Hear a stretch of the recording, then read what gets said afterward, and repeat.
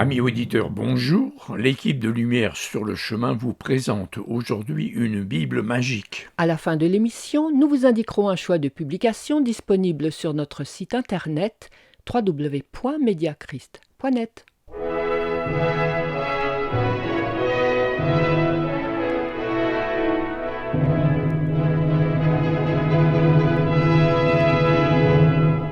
Chers amis auditeurs, si vous nous écoutez depuis un certain temps, vous aurez remarqué que nous puisons toutes nos réflexions dans un seul livre, la Bible. Pourquoi la Bible ? Quelle est sa valeur ? À quoi sert-elle ? A-t-elle un pouvoir spécial ? Un missionnaire raconte un événement étonnant. Un jour, il avait offert une Bible à un villageois en lui précisant que ce livre était la puissance de Dieu pour le sauver. La Bible est effectivement le seul moyen nous permettant de croire que Christ est mort pour nos péchés. C'est la Bible qui annonce le pardon de Dieu à tous les pécheurs qui se repentent et qui demandent humblement le secours du Christ. Quelques années plus tard, le missionnaire revient dans la région. Il rencontre le villageois et lui demande s'il utilise souvent sa Bible. Il lui répond « Oui, je ne pars jamais sans elle, elle me protège. » et il montre sa Bible. Le pasteur découvre, stupéfait, que la Bible a perdu la moitié de ses pages. Que s'est-il passé ? Tu sais que le voyage en bus vers la ville est très dangereux. Alors, à chaque voyage, je découpe un feuillet et je m'assois dessus. Et ça marche. Je n'ai jamais eu d'accident. Notre interlocuteur avait pris sa Bible pour un gris-gris, pour un objet magique, capable d'éloigner le mauvais sort. Notre villageois du bout du monde réagit comme beaucoup de gens dans nos villes. Ils rangent une Bible sur leurs étagères et se sentent rassurés. D'autres planquent une Bible dans la boîte à gants de leur voiture. Pas pour la lire, bien sûr, c'est interdit par le code de la route, en tout cas pour le conducteur. Non, c'est juste pour eux un talisman protecteur pour éloigner les chauffards, balayer le verglas et éviter les rafales de vent. Et pourtant, il y a des chrétiens qui sont maltraités dans un bus, même s'ils ont mis leur confiance en leur Dieu sauveur. Notre petite fille vient d'être sauvagement agressée, gratuitement, dans un bus de Winnipeg. Que peut-on lui dire ? Nous lui donnons l'assurance que même là, le Seigneur reste à ses côtés et lui donne toute la force de sa puissance pour qu'elle surmonte cette épreuve. Dans le même genre de superstition, certains portent une petite croix en or suspendue à leur cou, comme une amulette capable de conjurer le mauvais œil pour se sentir en sécurité. D'autres, très fiers d'eux, m'ont dit un jour qu'ils avaient un évêque dans leur famille. Les voilà donc assurés face à Dieu.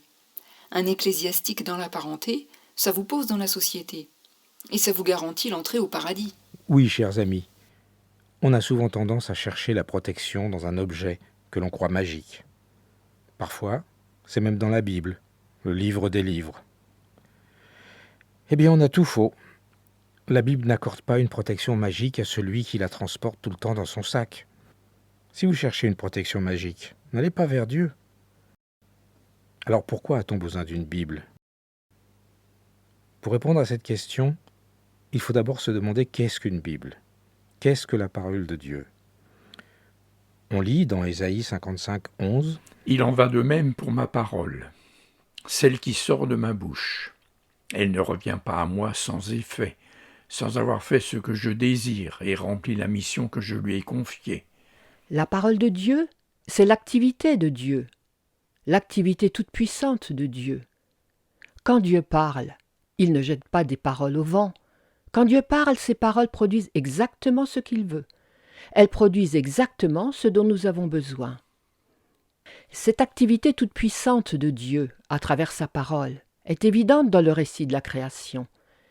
Dès le 3e verset de la Bible, dans le livre de la Genèse, Dieu parle et les choses apparaissent.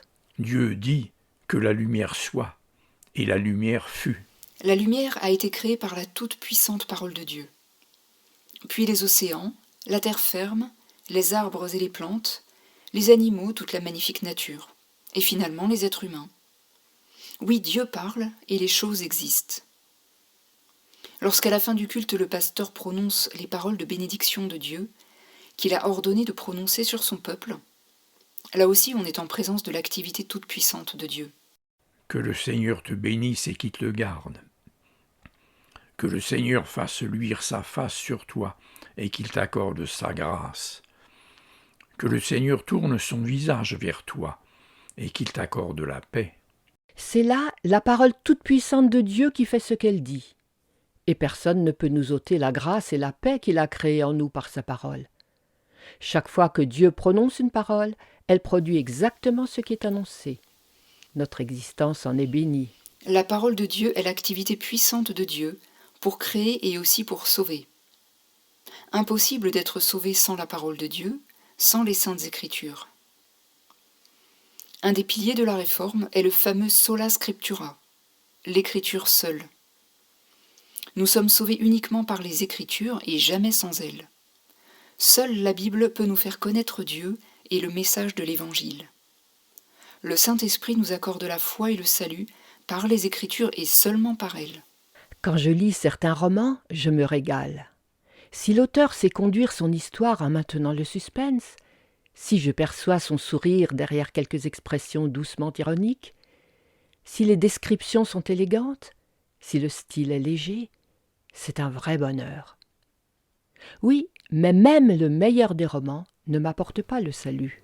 Quand je lis une notice d'utilisation ou le mode d'emploi d'un appareil, j'apprends à m'en servir. C'est tout. La Bible n'est pas un livre comme les autres. Elle n'est pas un roman ni un mode d'emploi. Certains s'y plongent comme dans un roman, pour découvrir une histoire. D'autres la lisent comme un mode d'emploi à respecter scrupuleusement, pour vivre correctement, et ainsi recevoir en récompense le salut et les faveurs de Dieu. Pourtant, la Bible est claire. Elle affirme que ce n'est pas par les œuvres qu'on obtient la faveur de Dieu, mais exclusivement par la foi en Jésus-Christ. Ouvrir la Bible pour la méditer, c'est avoir une rencontre avec Dieu. Lorsque j'ouvre ma Bible, Dieu vient vers moi avec sa parole toute puissante pour me bénir et pour demeurer en moi. Par le baptême, Dieu a fait de nous ses enfants. Il nous a accordé le salut gratuitement et il propose de nous rencontrer dans la Bible. Ouvrons-la pour découvrir l'activité puissante de Dieu en notre faveur. La parole de Dieu nous comble de sa paix. La Bible, ce n'est pas que des mots sur du papier.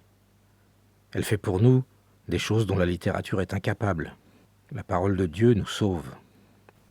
Elle produit en nous l'amour, la paix, la joie, la patience, la bonté, la bienveillance, la confiance, la douceur et la maîtrise de soi. Elle soutient ma foi. Savez-vous ce qu'il m'arrivera après ma mort? Je crois que j'irai au paradis. Mais puis-je en être sûr? Oui, par la parole de Dieu. Elle ne fait pas que me raconter l'existence du paradis. Elle m'ouvre le paradis par la foi. Elle me le donne en héritage. Dieu m'a-t-il me pardonné ce péché qui me tourmente tant? Comment en être sûr? Par la parole de Dieu. La parole ne fait pas que me raconter la possibilité du pardon des péchés. Elle me l'accorde par Jésus-Christ. Dieu m'aime-t-il encore? Comment en avoir la certitude? Comme pour tous les doutes, la parole de Dieu est mon soutien inébranlable, car elle produit tout ce qu'elle dit. Et c'est sur elle que je dois m'appuyer. La parole de Dieu est l'activité toute puissante de Dieu. Vous connaissez le début de l'évangile de Jean, ce magnifique prologue. Au commencement était la parole, et la parole était avec Dieu, et la parole était Dieu.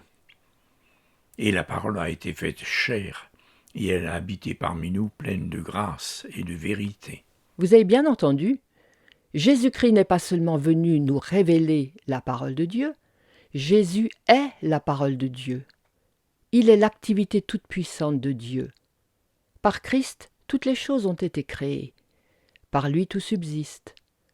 En Christ, nous avons la vie, le paradis nous est ouvert, nous sommes réconciliés avec le Père, nous sommes des enfants de Dieu. Au contraire, sans Jésus-Christ, nous ne sommes rien. Nous serions encore dans nos péchés, nous serions encore perdus et condamnés.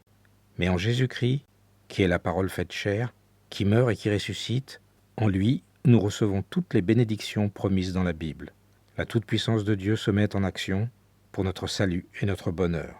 Dans le sacrement de la Seine, Jésus, la parole faite chair, nous donne son corps offert en sacrifice et son sang répandu sur la croix pour que nous soyons confirmés dans la foi par l'activité toute puissante de Dieu, et pour avoir l'assurance que toutes ses promesses se réaliseront.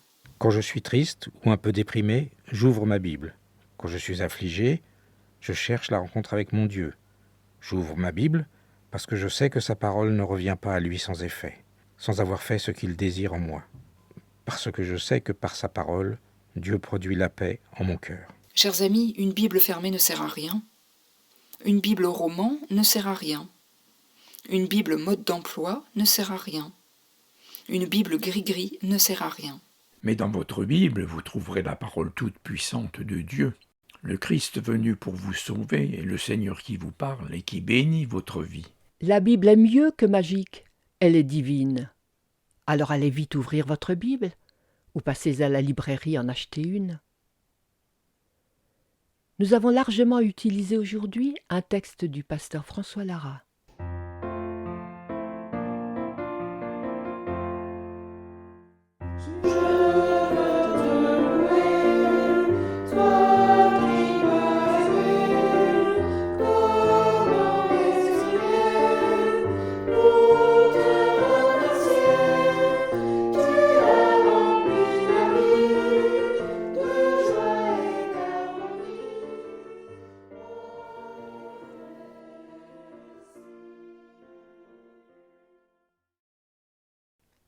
Prions. Seigneur notre Dieu, nous voulons te prier particulièrement pour tous les hommes qui souffrent de la guerre. Tu peux éclairer les dirigeants pour qu'ils prennent les bonnes décisions. Seigneur, que ta parole éclaire toute l'humanité. Seule ta parole puissante peut changer les cœurs. Seigneur, toi qui es sorti vainqueur du tombeau, tu es toi-même la puissance qui sauve pour l'éternité. Seigneur, secours-nous. Amen.